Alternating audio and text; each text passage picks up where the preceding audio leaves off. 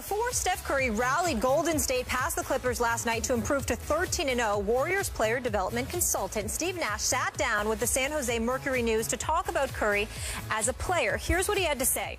I wouldn't compare him to Michael Jordan. I wouldn't compare anybody to Michael, but I would say Steph is turning into a historical category of his own.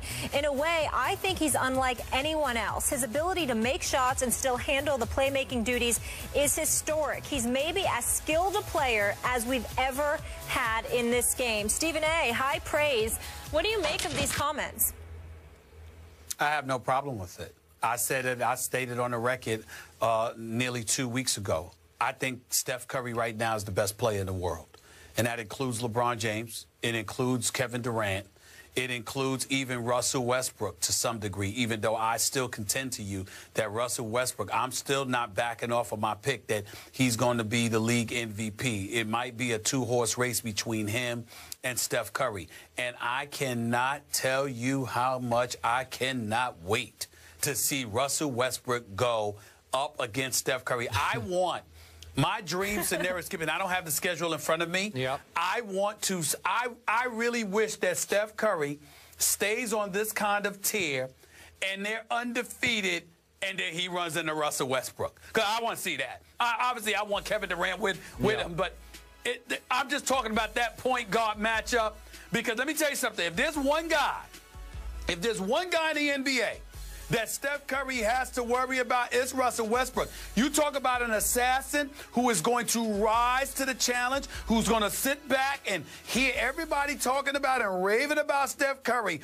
but will be ready for that challenge. It is Russell Westbrook. It's like that.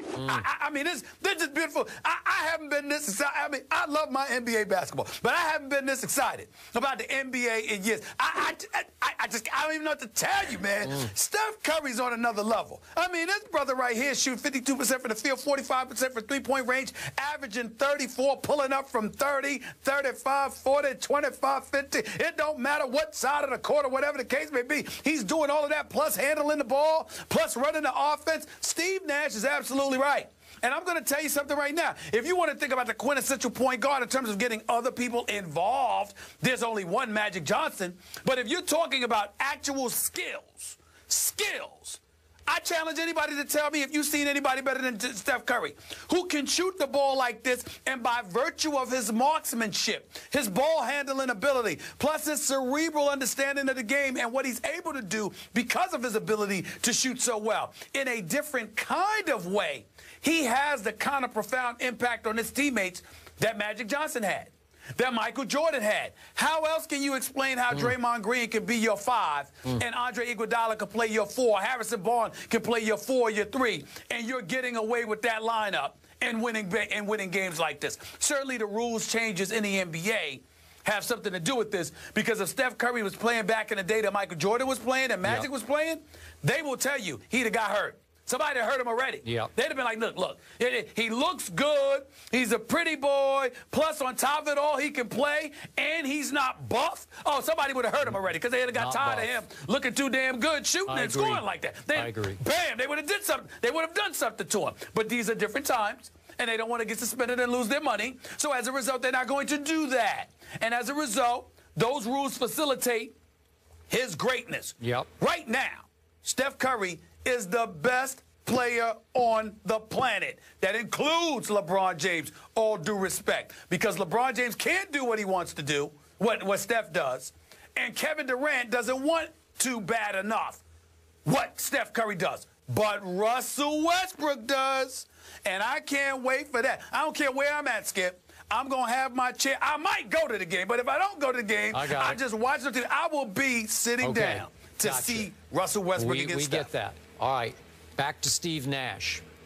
Again, before that draft of Steph Curry, I said I would take Steph #1 over Blake Griffin. And a lot of people said that's impossible. And trust me, even I underrated Steph at that point because I in no way saw this coming.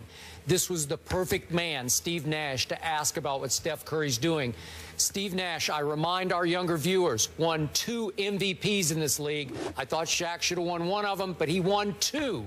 Impossible. And it's also impossible what Steph Curry is doing right now, because as Steve Nash said, and he's tried to do it humbly, he said, I hate to put myself in this statement, but he's taken what I did to another level.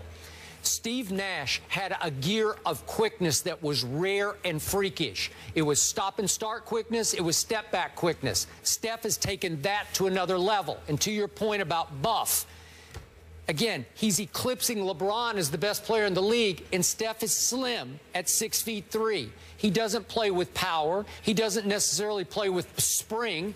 Russell Westbrook can jump out of the gym and plays with attack the basket power.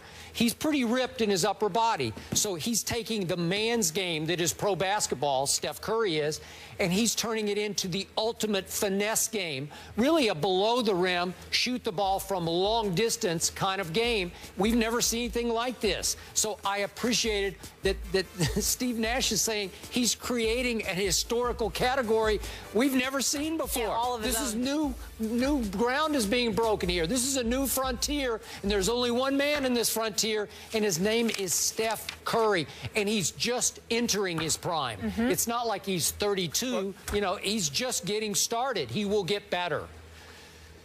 Skip, stay with me real quick for 1 second. One other point that I want to make in bringing up Russell Westbrook. Let me tell you why I'm doing that. Because Jordan had the Bird, the Isaiahs, and the Bad Boys, and ultimately Magic. Sure. All right, Magic had Bird. Julius Erving had those dudes in his way, et cetera, et cetera. Got it. Steph Curry has to have somebody in his way. Russell Westbrook is averaging 28, 10, and 7. Yeah. Okay. And he's an assassin. So watching Steph go up against him is going to also tell us a lot, too. All right. That's what I'm saying. I got it. It's going to tell us a lot. It will. Uncharted territory for Steph Curry, just dominating everybody. You know who can relate to that? Tom Brady. And Rex Ryan has to go up against him this week. And usually Mr. Media friendly. Yeah, this time he is not having it with the New England media. We'll tell you what happened after the break. First Take is brought to you by Joseph A. Bank, the answer to quality men's attire since 1905. And 5 Gum Truth or Dare. Are you game? You guys always say that I'm obsessed with him and all that. You guys are obsessed with him, not me. But you're the ones who talk about him every single day. We prepare for them the same way we prepare for every team that we face. Do I obsess with them and all that? You guys write about, yeah, I've lost 7 of 8, so why are you even talking to me? We got no business being on the same field. That's what you said. I've lost 7 of 8 against them, so don't talk to me. Rex Ryan getting testy with the New England media during a conference call on Thursday. Skip, what's your reaction? Stephen A., my reaction as a Brady fan is it scared me. I thought that was real. I thought that was Rex at his best. Rex at his scariest to me, again, as a Patriot supporter, is not, you know, showman Rex, carnival barker, look at me Rex. It's angry Rex, and that was legit anger there. And I'm going to tell you, I'll preface what's going to happen Monday night in Foxborough by telling you the scariest game to me left on the schedule is not at Denver, it's not at Jets, it's not even at Dolphins, that last game. It's this one on Monday night in Foxborough, because I think the team built the best with the right attitude and the right quarterback to upend Tom Brady and company, and their 16-0 pursuit will be this team and this coach in this mindset. That's fair enough, but I think one of the things you're missing, Skip, is that anger that Rex Ryan feels inside of him. You know, he's a bit delusional, or trying to give off, you know, delusions of grandeur when he talks about how he's not really paying attention, you know, to the fact that, you know, he's treating them like any other team.